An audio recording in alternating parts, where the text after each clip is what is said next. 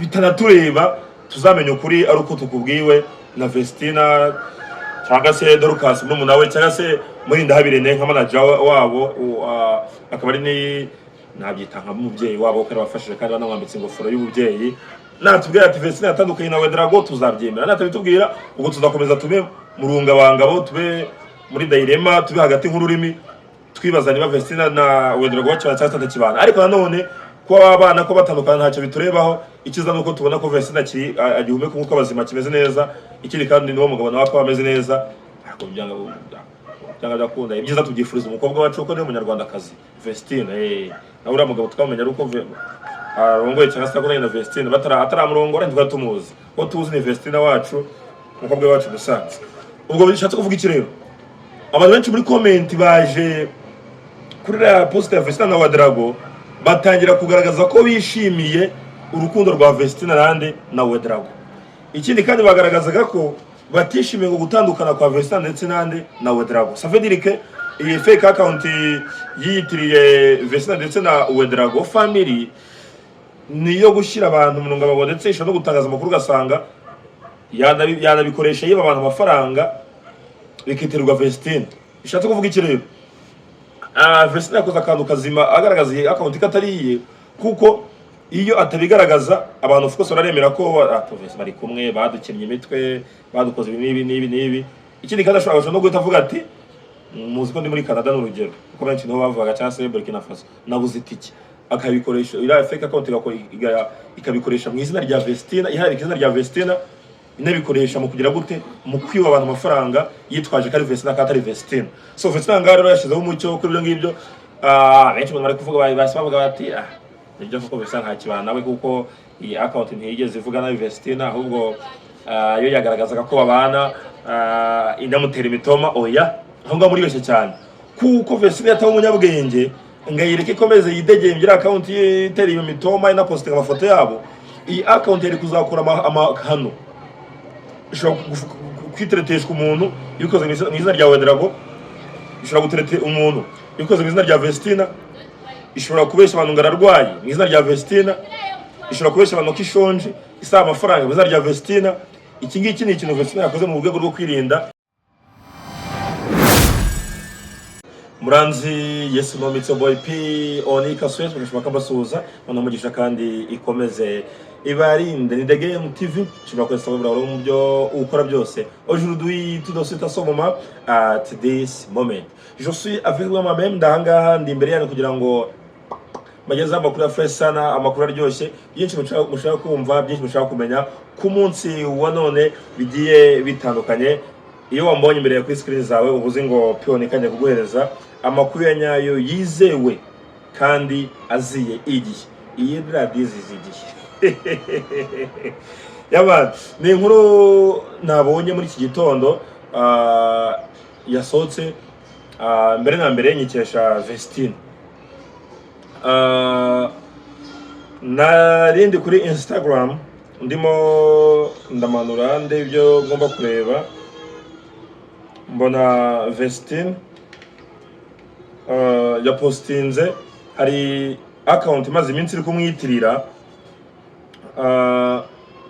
yitwa ngo Vestina and Wedrago family Vestina and Wedrago family Vestina yagiye afata screenshot y'ibyo iyo account yitwa Vestina and Wedrago family niyo yafashe screenshot iyo account yo kuri Instagram yitwa Vestina and Wedrago family isanzwe mwitirira arandika ngo fake account iyo ni fake account iyo account yakoze ikirero iyo account ya Vestina and Wedrago family yaragiye yandika kuri Instagram ati ni post imazeho amasaha 21 yaranditse ngo my husband is more than just a partner mugabo wanje ni umuntu wadacyase ni ikintu gikomeye kuruta kuba ari partner wanje siko nabyita ngiki ari umuki mu banye ibyo bintu ngibyo he is my peace na amahoro yanjye ashira kanuma my strength imbaraga zanjye cyase gukomera kwanje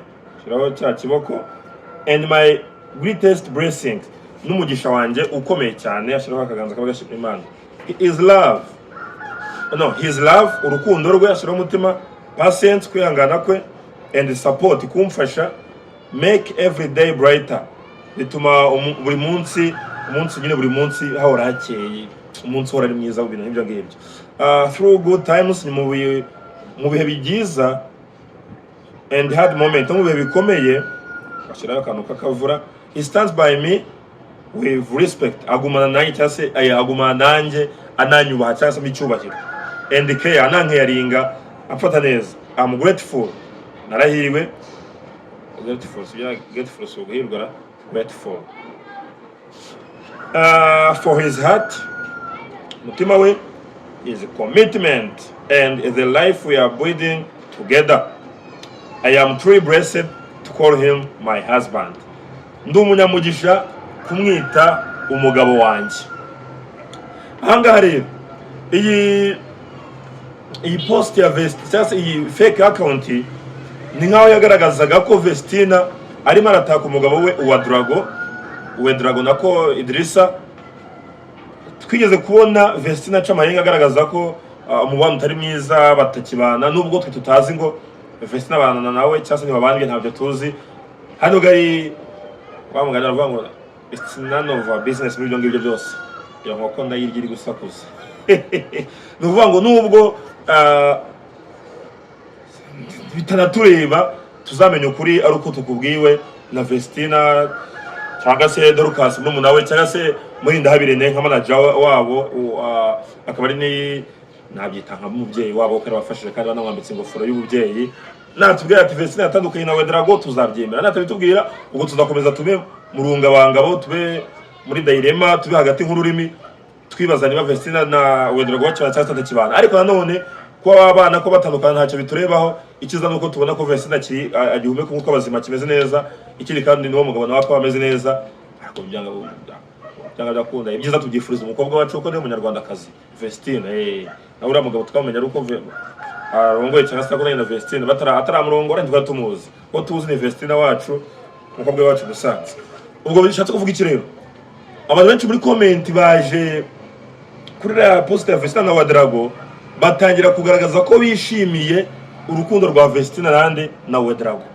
Ikindi kandi bagaragazaga ko batishimiye ngo gutandukana kwa Vestina ndetse nande na Wedrago. Ça veut dire que iyi fake account yitiriye Vestina ndetse na Wedrago family niyo gushyira abantu mu ngabo ndetse ishobora no gutangaza amakuru gasanga yanabikoresha yiba abantu amafaranga bikitirirwa Vestina.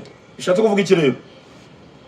Vestina yakoze akantu kazima agaragaza iyi account katariye, kuko iyo atabigaragaza abantu of course baremera ko Vestina bari kumwe badukennye imitwe badukoze nibi. Ikindi kandi ashobora no guhita avuga ati muzi ko ndi muri Canada n'urugero kuko benshi niho bavugaga cyangwa se Burkina Faso nabuze itike, akabikoresha ira fake account ikabikoresha mu izina rya Vestina, iharika izina rya Vestina inabikoresha mu kugira gute mu kwiba abantu amafaranga yitwaje kari Vestina katari Vestina. So Vestina ngaro yashizeho umucyo kuri ibyo ngibyo. Benshi bari kuvuga bavuga bati nibyo kuko Vestina nta kibana nawe kuko iyi account ntiyigeze ivuga na Vestina, ahubwo yo yagaragazaga ko babana indamutera imitoma. Oya, ahubwo muri bese cyane kuko Vestina yatawe umunyabwenge ngayireke komeze yidegembye account yitera iyo mitoma ina posting amafoto yabo. Iyi account yari kuzakora amahano, ishobora kwitreteshwa umuntu ibikoze mu izina rya Wedrago, ishobora guterete umuntu ibikoze mu izina rya Vestina, ishobora kubesha abantu ngararwaye mu izina rya Vestina, ishobora kubesha abantu kishonje isaba amafaranga mu izina rya Vestina. Iki ngiki ni ikintu Vestina yakoze mu rwego rwo kwirinda ibyaha byaturuka kuri account bikitirirwa izina ryande rya Vestina. Mwajya mbona mu buryo butandukanye abantu benshi bagiye bitira ama account y'abantu bayirode kwiri, mwabonye ko bitiriye ama account bashadibu n'abandi.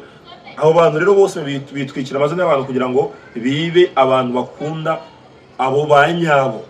Ahangaha rero ikimenyetso kimwe na kimwe kiranyereka ko n'ubundi ishyamba rishobora kuba atari ryero hagati ya Vestina ndetse n'uriya mugabo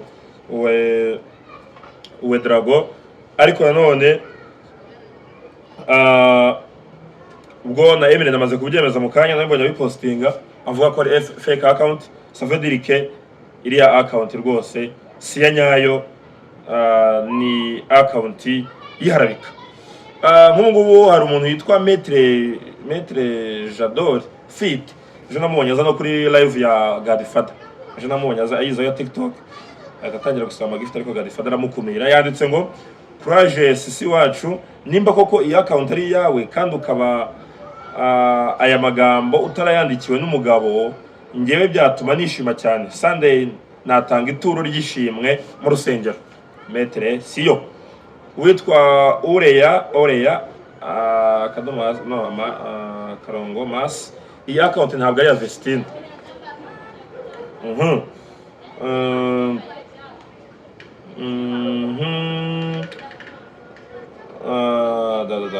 Witwa Shi Imundelere yavuze ngo my pleasure for Vestine.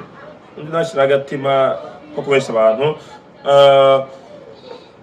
Ikiri kandi iyi foto ndiko nyibona ntabwo ari ifoto ya Badarago imeze ukuntu wagira ngo hari utuntu tuyiriho turi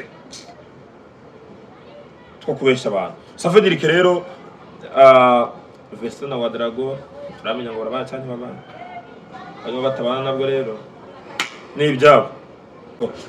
Mwibuke neza ko mu minsi yashize mu mwaka wa 2025 aribwo hari hasohotse ikintu kimeze nko guca amarenga kigaragaza ko Vestine ashobora kuba yaratandukanye n'uyu nguyu Idrissa Ouedraogo, ariko nyuma y'igihe kitabaye kirekire ndakeka ari nk'amasaha n'atari umunsi wuzuye nibwo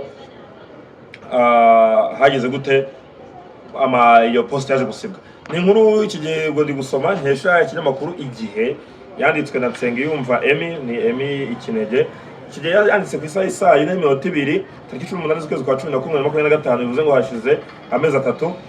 Ivuga ngo umuririmbyi w'indirimbo zo kuramya no guhimbaza Imana Ishimwe Vestine abinyujije ku mbuga nkoranyambaga ari kwicuza impamvu yakoze ubukwe na Idrissa Jalik Ouedraogo.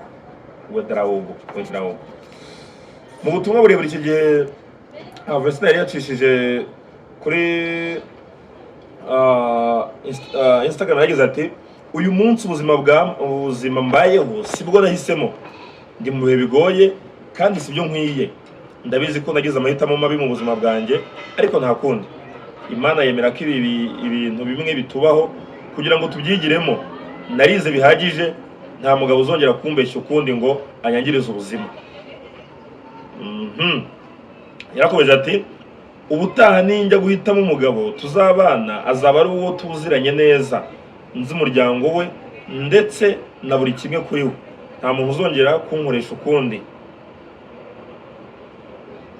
Kigero yese abisiba. Twibutse ko Vestine n'umugabo we Jalik Idrissa Ouedraogo bakoze ubukwe tariki ya 5 Nyakanga 2025. Yego nyuma y'igihe yamenye bari bamaze bavuga nyine mu rukundo ko bakoze ubukwe nyine tariki ya 5 Nyakanga 2025, nyuma y'igihe bari bamaze bavugwa mu rukundo, aba bombi bakaza nyine kugira gute kuza kubana mu buryo tutari tuzi ngo bigenze gute. Kigero nibwo babanye. Ubutumwa bwa Vestine iki gihe bwari bwanditse mu Cyongereza, nabose mu Kinyarwanda cyongereza bwagiraga buti today the life I'm living is not the life I chose. I'm living in a bad situation and I didn't deserve this. I know I made a bad decision in my life, but it's okay. God allows something to happen so we can learn. I have learned a lot, so no man will ever lie to me again to destroy my life. The next man I choose to be with, I will first get to know him well, know his family, and know everything about him. No one will ever use me again.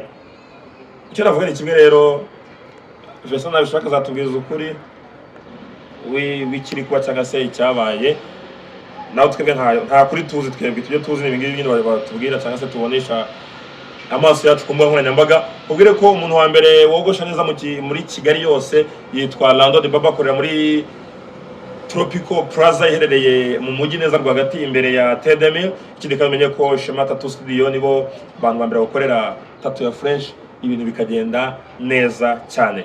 Guhereje ndaza mbabwira cyase na nimugoroba ibyiza bya Global Linked Education, nawe mutangire bigane mumenya aho ushobora kuhaparengera ukajya kwiga.